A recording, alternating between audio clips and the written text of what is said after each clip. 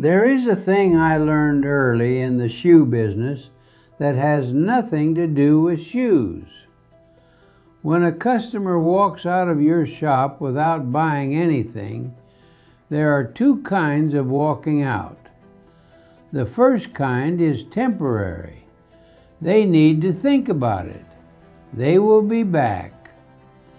The second kind is permanent. Something happened in the negotiation, something in the price, in the terms, in the way the conversation ended, and they are not coming back, even if they do not know it yet. The difference between the two is almost never stated out loud. The customer does not say, "I am leaving permanently." The cobbler does not say, "I am conceding." What happens instead is a silence, a shift in posture, a sentence that sounds like a statement of fact, but functions as a goodbye. I heard that sentence Wednesday night. Trump said this from the White House in a primetime address to the nation. The countries of the world that receive oil through the Strait of Hormuz must take care of that passage. They must cherish it.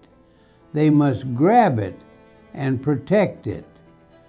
The United States, he said, does not need the strait. What happens in the strait, he added, we are going to have nothing to do with. 40 countries met the following morning to figure out how to reopen the Strait of Hormuz. The United States was not one of them. That is not a war being won. That is a man walking out of the shop. Here is what makes that sentence so consequential and why the markets understood it before most of the commentary did. On the night of his speech, Brent crude surged more than 10%. 10% in a single session. The S&P 500 futures dropped. The Dow futures fell more than 300 points. Ann Coulter, not a Democrat, posted a screenshot of the oil futures chart on social media with a single line of commentary. Trump's magnificent speech got results. She was being sarcastic. The markets were not. They read the speech the same way I read it, as an acknowledgement, carefully worded, that the United States has concluded it cannot reopen the strait within the timeline it set for itself, and is now reframing that conclusion as a strategic choice. There is a word for that. It is called a concession. And the specific thing that was conceded is the most commercially important 20 miles of water in the world. Let me give you the number that explains why the markets reacted the way they did. 71%. That is the share of ships that have actually moved through the Strait of Hormuz since March 1st that are either owned by Iran, headed to or from Iranian ports, or part of the shadow fleet that serves Iran's sanctions evading oil trade. 71% of the ships getting through. The strait that carries 20% of the world's oil is, at this moment, functioning almost exclusively as an Iranian commercial waterway. Lloyd's List Intelligence, the oldest maritime publication on Earth, confirmed it this week. That is what the president called someone else's problem. Now here's the thing I want you to understand, because the coverage keeps missing it. Military dominance and commercial passage are two different things. They always have been. In April of 1988, the United States Navy fought Iran in the Strait of Hormuz. Operation Praying Mantis. We sank half of Iran's operational navy in a single day. One day. It was the largest American naval surface engagement since the Second World War. Iran lost 2 frigates, 2 oil platforms, and several patrol boats. American forces suffered no ships lost. By any conventional military standard, it was a decisive, overwhelming victory. Iran kept mining the strait. The tanker war continued for months. Mark Kansian, a senior fellow at the Center for Strategic and International Studies, said this week what every serious analyst is now saying out loud. Iran has done to the United States what Ukraine has done to the Russians. Without the attributes of a conventional navy, they have exercised control over a major waterway. He called it a monumental failure. He is right about the mechanism. The Iranian Navy has been substantially degraded. Iran still controls the strait, because controlling a waterway with drones, mines, and fast patrol boats does not require a navy in the traditional sense. It requires the willingness to make the passage dangerous enough that commercial operators will not take the risk.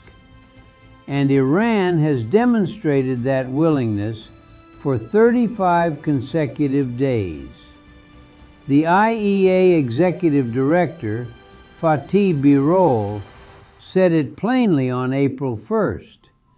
In March, there were still cargo ships that had transited before the war began, still arriving at ports, still delivering oil and gas. He said the next month will be much worse. Then he added this: in April, there is nothing. In April, there is nothing. That sentence was said by the head of the International Energy Agency on April 1st. The same day, the President told the world the strait was no longer America's concern. Both sentences were said in the same 24 hours. They have not been placed beside each other in most of the coverage. They should be. Here is the arithmetic that sits underneath both of them. The IEA and allied governments have released 400 million barrels of oil from strategic reserves. That sounds enormous. At the rate the world was consuming oil before this war, 400 million barrels covers 4 days of global demand. Against the normal flow through the Strait of Hormuz, it covers 20 days. The U.S. Strategic Petroleum Reserve held 415 million barrels as of mid-February, with a maximum drawdown capacity of 4.4 million barrels per day. And oil takes 13 days to reach markets after a presidential release order. In other words, The largest coordinated strategic reserve release in human history is a delay mechanism, not a solution. CSIS calculated this precisely. Saudi Arabia's east-west pipeline can carry 5 million barrels a day, but half of it was already in use before the war. The UAE can redirect another 500,000 barrels a day. The total bypass capacity for the entire Persian Gulf is approximately 3 million barrels per day. The normal flow through the Strait of Hormuz is 20 million. That means 85% of Gulf oil volumes have no alternative route. Not a reduced route, no route. The strait does not have a substitute. There is no workaround at scale. Every day the passage stays closed, the global economy is not drawing down a buffer. It is burning through one. Now I want to tell you about a man who understood the difference between winning a fight and winning a situation. His name was Enzo Petracca. He rented the storefront next to mine for 12 years, ran an alteration shop. In 1961, a larger operation offered to buy him out at an insultingly low price. Enzo counteroffered, held, counteroffered again. 6 months of negotiations in which he won every round. And then he sold, not because the price was finally right, but because his cash position had been deteriorating faster than their patience. He told me afterward, "I won every negotiation and lost the situation." The United States has won every military engagement with Iran over the past 35 days. The air campaign degraded Iran's missile systems, its drone factories, its naval capacity. By conventional military accounting, it is a lopsided American victory. And the Strait of Hormuz is still closed to Western commercial shipping. 71% of what gets through serves Iranian interests. And the president told 40 allied governments to go figure it out themselves. That is the situation.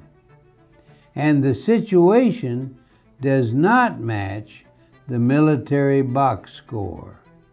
There is a second-order consequence here that I want to name directly. When the United States says the countries that use the strait should take care of it, it simultaneously says the country that has enforced the rules of maritime commerce for 50 years is stepping back from that role. And the countries that built their energy supply chains, their shipping insurance frameworks, their import calendars around the assumption of American enforcement, are now doing the math on what the world looks like without it. Germany's defense minister, Boris Pistorius, said it plainly. What does Donald Trump expect a handful of European frigates to do in the Strait of Hormuz that the powerful U.S. Navy cannot do? He was not being rhetorical. He was asking the question that 40 governments sat down to work through on Thursday morning without the United States present. International confidence is an asset that builds slowly and depletes quickly. It took decades to construct the arrangements that made American naval presence the backstop for global trade. It does not take decades to call that into question. Sometimes it takes one speech.